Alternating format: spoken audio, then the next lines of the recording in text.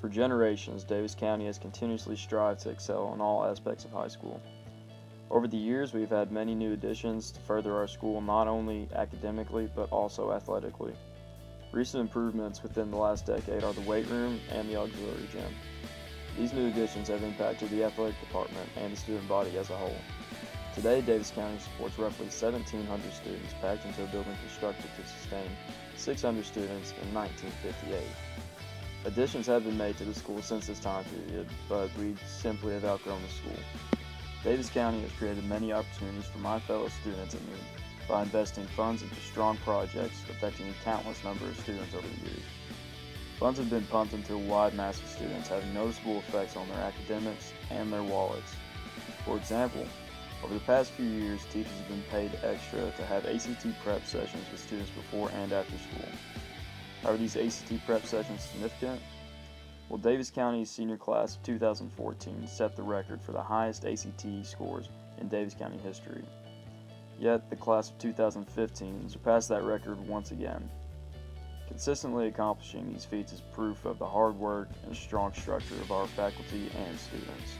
Along with well-thought-out academic funding, we have the same outstanding planning within our athletic departments. Coming from a multi-sport student athlete, all facilities serve Daviess County athletes and students to their utmost potential. However, we are limited by what facilities are available. It is not an uncommon sight to see as many as 3 sports training in the auxiliary gym, as the other gym and the weight room are occupied by other sports. Needless to say, yet again, Daviess County has outgrown its facilities, which is a great problem to have, but having this many athletes packed into tight areas can create many problems. Limited space, scheduling conflicts, and worst of all, sacrificing the performance of our athletes are all unnecessary effects of having inadequate facilities and equipment. On the athletic side of the funding, honestly, I feel like here at Daviess County High School, our facilities are very subpar for a 6A school.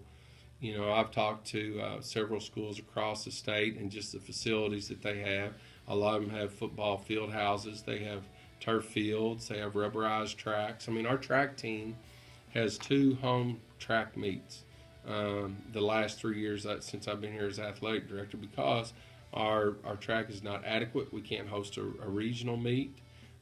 It's just not conducive to have those kinds of meets here. So we only have 2 home meets, and there's a lot of upgrades that need to be done.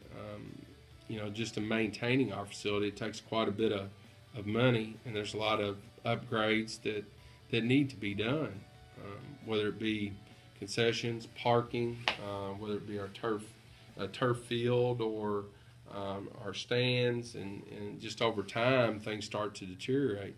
We have the smallest gym, in our city district, other than Catholic. They use a sports center, but we can only seat like 1,700 people. Well, that'll adequately seat all of our kids if we have an assembly. But the district tournament this year here at the sports center, but our 9th district tournament, there were between 5,000 and 6,000 people in the sports center. So we're supposed to host the district tournament next year. So a lot of issues that we have. I think there needs to be more funding for athletics, for our athletes, and because we have 400 or 500 kids here at Daviess County High School out of 1,700, they're involved in athletics. So, a lot of times I think athletics gets pushed to the wayside, but I think it's an important part of the educational process.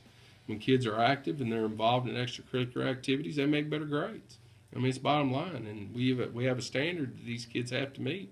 So I think it goes hand in hand, and I think it's very important.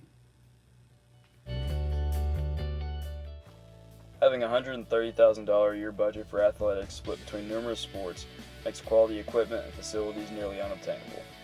There's not enough money available to adequately support Daviess County as we continue to further the limits of our school, as we always do. In order to achieve goals such as these to further improve our school, Jeff Hurley has established the Panther Foundation to help increase funding for our school's needs. Without other sources of income, we do not have much hope to give Daviess County and its students the facilities and equipment a 6A school deserves, much less what Daviess County deserves. The goals for Daviess County will not be cheap, but with many donations from the Daviess County family, even if they're small, will compile into what is necessary for Daviess County to remain successful and accomplish more than we ever have. If we have accomplished as much as we have with subpar facilities, we can only imagine what we can accomplish with the proper funding.